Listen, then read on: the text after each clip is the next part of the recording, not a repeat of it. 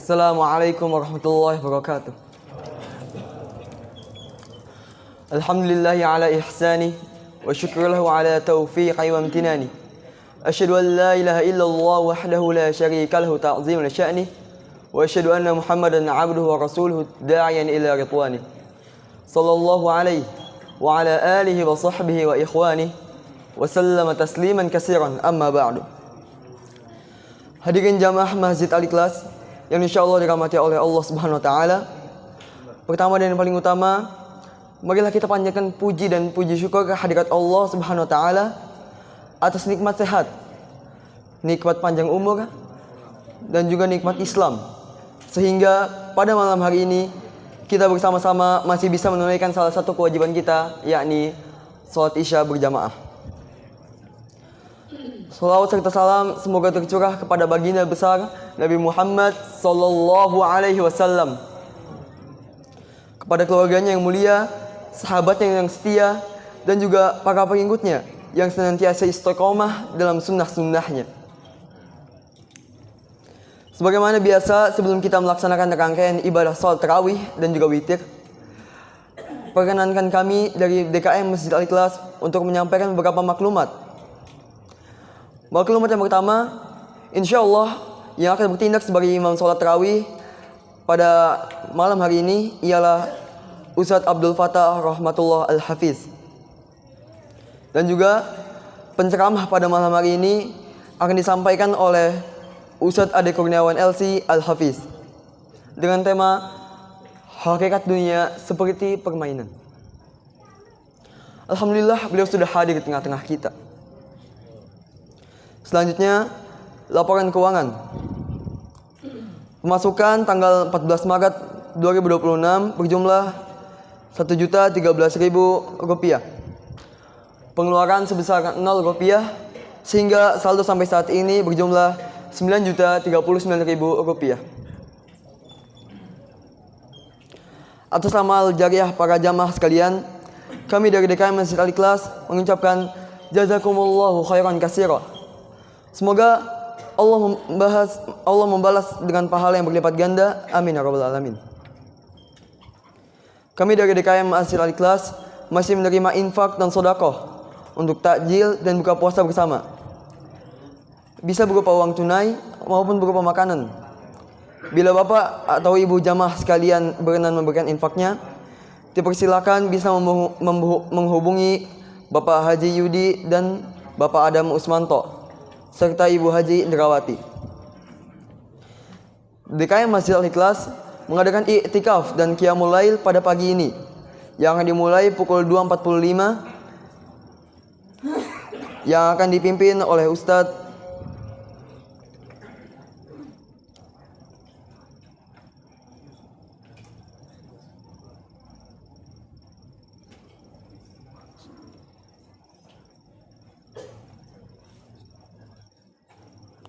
Muhammad Yusuf Al-Hafiz.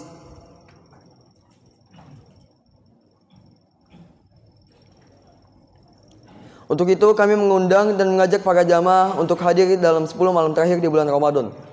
Semoga Allah mempertemukan kita dengan Lailatul Qadar. Amin ya rabbal alamin.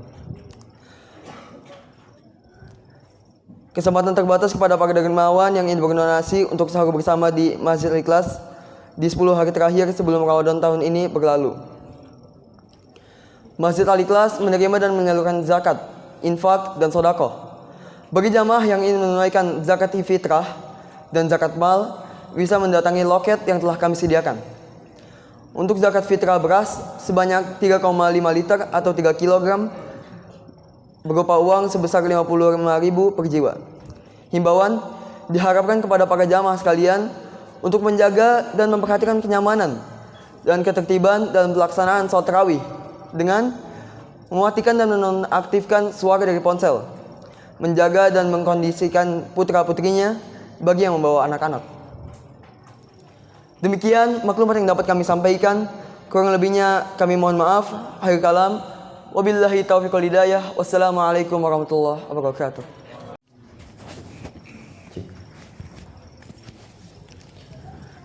Bismillahirrahmanirrahim. Assalamualaikum warahmatullahi wabarakatuh. الحمد لله الذي جعل شهر رمضان شهرا مباركا أنزل فيه القرآن هدى للناس وبينات من الهدى والفرقان أشهد أن لا إله إلا الله وحده لا شريك له وأشهد أن محمدا عبده ورسوله لا نبي بعده اللهم فصل وسلم على هذا النبي الكريم وعلى آله وصحبه ومن تبعهم بإحسان إلى يوم الدين أما بعد رب اشرح لي صدري ويسر لي أمري واحلل عقدة من لساني يفقهوا قولي سبحانك لا علم لنا إلا ما علمتنا إنك أنت العليم الحكيم المغرمون والمحترمون para asatidz, para guru yang kami muliakan, para sepuh dan seluruh tokoh masyarakat, wabil khusus segenap pengurus Masjid Jami Al-Ikhlas, hadirin wal hadirat jamaah rahimakumullah. Syukur alhamdulillah tak henti kita panjatkan puji kehadirat Allah Ta'ala atas segala limpahan nikmat yang Allah berikan kepada kita, baik nikmat yang kita sadari ataupun nikmat yang kadang kita lupa untuk menyadarinya dan kemudian lupa untuk mensyukurinya. Salah satu nikmat yang terkadang kita lupa menyadarinya adalah bahwa bertemunya kita dengan bulan Ramadan ini adalah satu bagian nikmat yang paling besar yang Allah berikan. Kenapa? Karena 2 bulan lalu Pak Bu, kita yang minta, kita berdoa, Allahumma barik lana fi Rajab wa Sya'ban. Ya Allah, berkahi kami di bulan Rajab, di bulan Sya'ban, wa ballighna Ramadan, dan sampaikan kami kepada bulan Ramadan. Maka kalau hari ini kita kemudian berhasil dipertemukan dengan bulan Ramadan, sadarilah bahwa ternyata doa kita diijabah oleh Allah Subhanahu wa taala. Ini harus disadari agar kemudian kita bisa mengoptimalkan syukur. Karena banyak orang yang akhirnya ketika datang Ramadan itu mereka tidak berhasil memanfaatkan Ramadan karena mungkin mereka tidak berharap dan tidak berdoa agar dipertemukan oleh Ramadan. Bahkan masuk ke dalam Ramadan kita meminta kekuatan oleh Allah agar diberikan kesempatan dan kemampuan untuk menyelesaikan sampai akhir.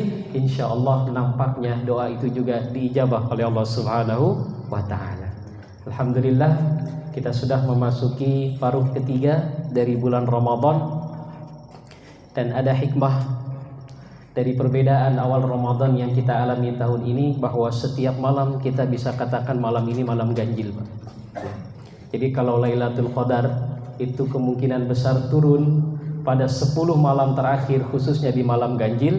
Nah, kalau di Indonesia kan dipertanyakan ganjilnya versi siapa. Tapi hikmahnya kita bisa anggap bahwa setiap malam ini adalah malam ganjil buat kita. Maka setiap malam kita harus tetap semangat untuk mengejar Lailatul Qadar. Mudah-mudahan Allah berikan kemuliaan Lailatul Qadar untuk kita semua. Amin ya rabbal alamin. Bapak Ibu yang dimuliakan Allah, di beberapa ayat di dalam Al-Quran Allah Subhanahu wa ta'ala pernah memberikan perumpamaan bahwa kehidupan dunia yang kita alami ini tidak ubahnya seperti sebuah permainan dan senda gurau. Ada setidaknya 4 ayat yang menyebutkan dengan sangat spesifik, secara eksplisit diungkapkan al-hayatud dunya, kehidupan dunia itu la'ibun walahun, seperti permainan dan senda gurau. Ada di surah Al-An'am ayat 32, kemudian Al-Ankabut ayat 64, surat Muhammad ayat 36, dan Al-Hadid ayat ke-20. Keempatnya memiliki persamaan diksi. Dan yang menarik adalah ketika Allah umpamakan permainan, ketika Allah umpamakan kehidupan dunia dengan permainan ini, di akhirnya selalu Allah tutup dengan pernyataan iman, taqwa, dan hari akhir. Nah, malam hari ini saya ingin mengajak para jamaah semua untuk kita sama-sama mengambil hikmah dan pelajaran dari perumpamaan yang Allah berikan ini. Yang pertama, kenapa Allah ibaratkan dunia seperti permainan? Kira-kira apa persamaan dunia dengan permainan? Apa kira-kira? Hanya sebentar, hanya sesaat. Sekuat-kuatnya orang main, kan tidak ada orang yang seumur hidup 24 jamnya main toh. Permainan itu hanya nikmat sebentar, ujung-ujungnya meletihkan, membuat capek, dan ada waktunya kita akan berhenti dari permainan itu. Maka dunia ini seasik apapun, senikmat apapun, akan ada waktu bahwa kita akan capek di dunia ini, Pak, dan akhirnya kita akan berhenti dari kehidupan dunia ini. Itulah yang kemudian diungkapkan oleh Allah dalam surah Al-An'am ketika Allah mengatakan wa mal hayatud dunya illa la'ibun wa lahun walad darul akhiratu khairul lil ladzina yattaqun, bahwa kehidupan dunia ini hanya permainan dan senda gurau, dan kampung akhirat itu jauh lebih baik bagi orang-orang yang bertakwa. Yang kedua, kalau kita bicara tentang permainan, biasanya yang senang bermain itu siapa? Anak-anak. Ya. Coba perhatikan lebih dalam lagi, Pak. Bagaimana karakter anak kecil kalau lagi main? Anak-anak kalau lagi main biasanya suka apa? Suka nggak mau diganggu. Suka apa lagi? Lupa waktu. Apa lagi? Suka lupa diri. Pengennya menang. Ya toh? Pengennya paling hebat. Bahkan tidak jarang untuk mendapatkan kemenangan itu mereka harus ribut dengan kawannya. Ya. Jadi tadi apa? Tidak mau diganggu, suka lupa waktu, lupa diri, pengennya paling hebat, ya, pengen selalu menang, dan kadang harus ribut. Percaya atau tidak, Pak? Kalau sudah urusan dunia, harta, uang misalkan, kadang kita kayak anak kecil kalau lagi main. Betul enggak? Kalau udah nyari uang, suka lupa waktu, lupa diri, enggak mau diganggu. Pengennya menang, pengennya paling hebat, pengennya diakui bahwa kitalah yang paling luar biasa. Dan tidak jarang untuk mendapatkan itu, kita rela ribut dengan kawan kita. Kita rela sikut sana, sikut sini, hanya untuk mendapatkan kemenangan. Maka kalau di surah Al-Hadid, inilah gambaran kehidupan dunia. Kata Allah Subhanahu wa taala, "I'lamu annamal hayatud dunya la'ibun wa lahwun wa zinatun wa tafakhurun bainakum wa takathurun fil amwali wal aulad." Dunia itu memang begitu. Menghias, kelihatannya indah. Pinginnya kita itu selalu berlomba jadi yang paling banyak.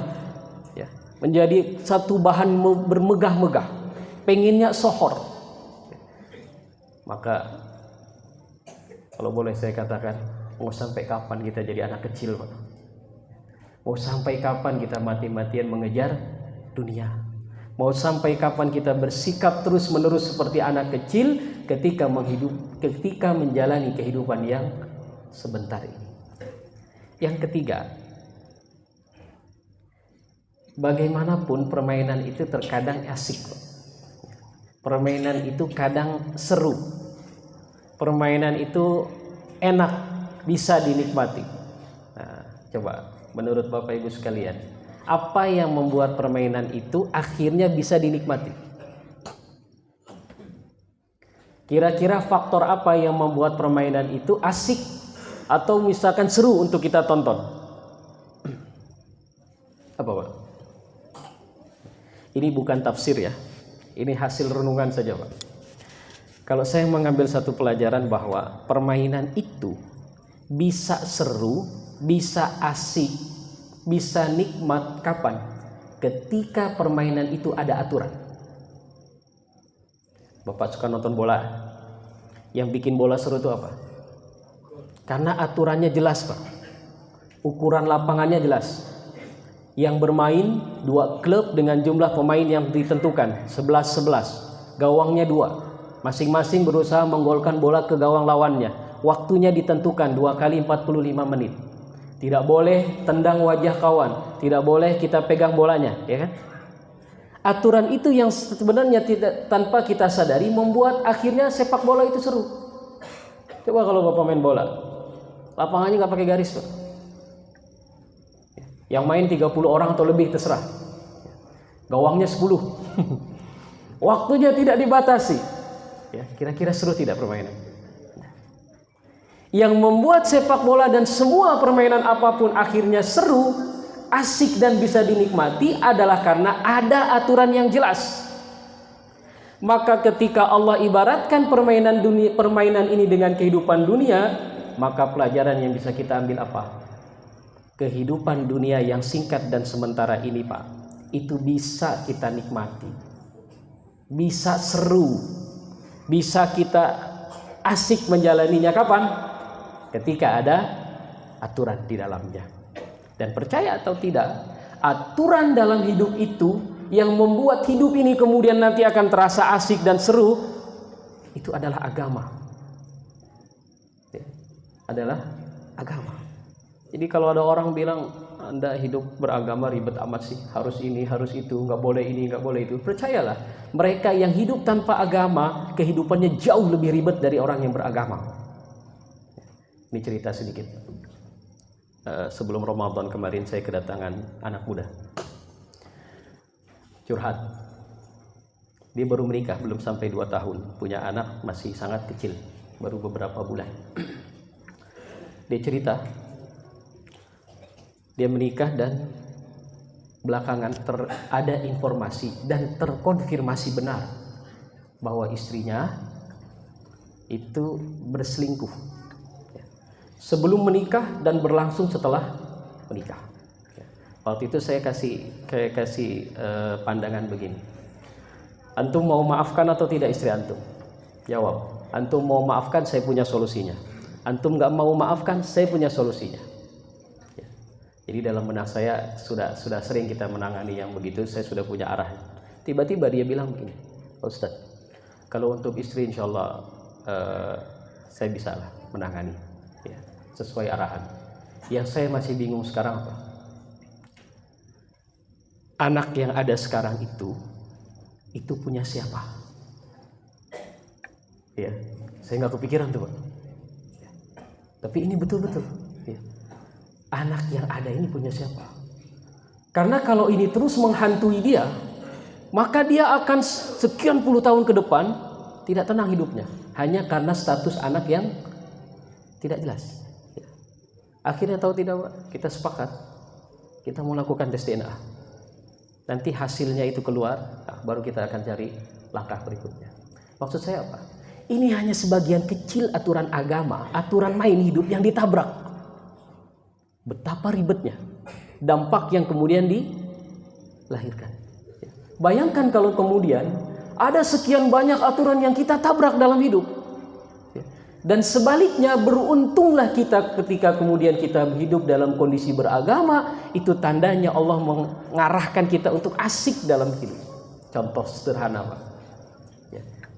Sepengetahuan saya tidak ada ajaran agama lain selain Islam yang mewajibkan umatnya untuk bangun pagi di setiap hari. Ini aturan. Bagi sebagian orang dibilang ribet. Tapi kalau kita menjalankan aturan ini, percayalah, Pak, itu adalah salah satu sumber kesuksesan, bukan hanya di akhirat, tapi kesuksesan di dunia.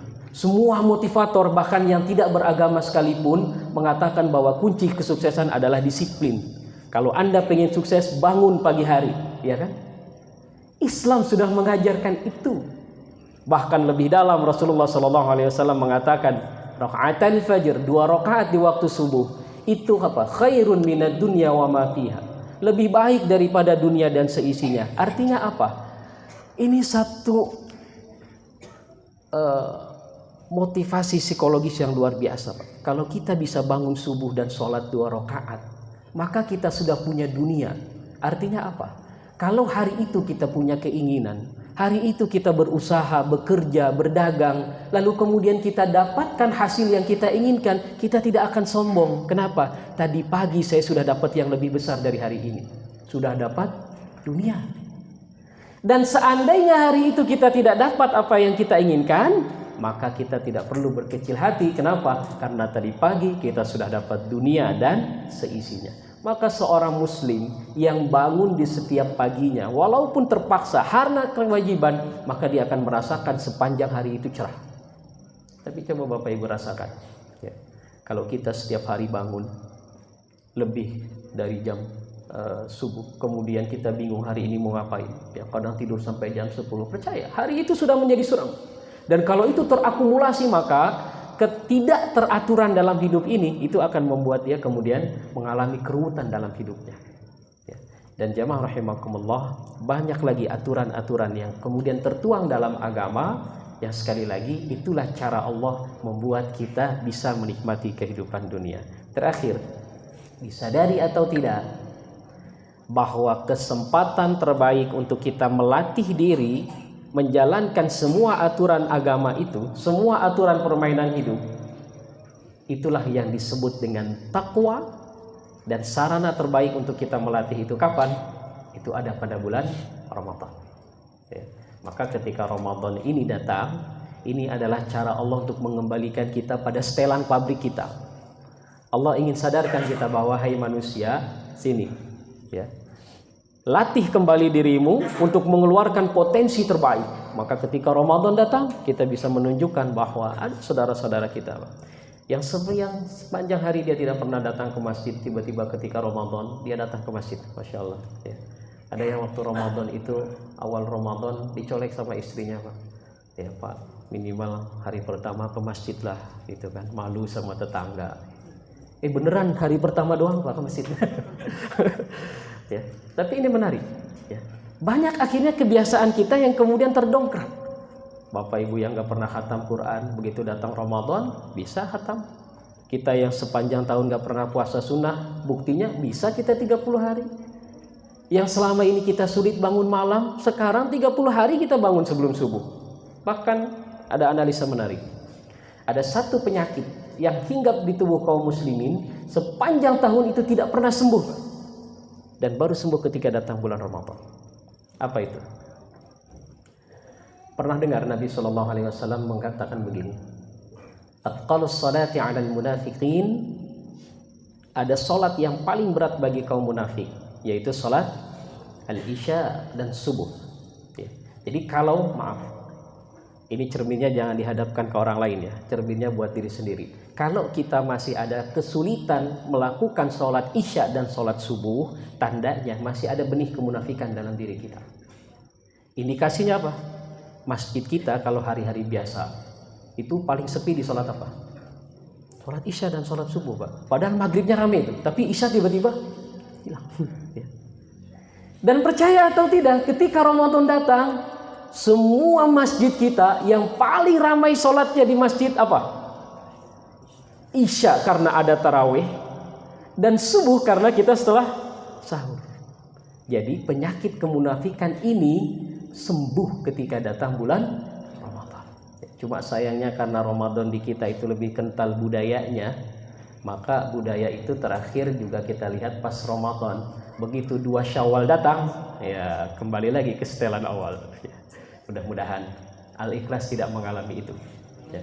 Kalau sekarang kita terlatih meramaikan masjid kita, sholat isya kita sekarang seperti sholat Jumat, mudah-mudahan 2 Syawal, 2 Muharram, sampai nanti 2 Sya'ban tahun berikutnya, kita akan terus meramaikan masjid kita. Kenapa? Penyakitnya sudah sembuh, ya.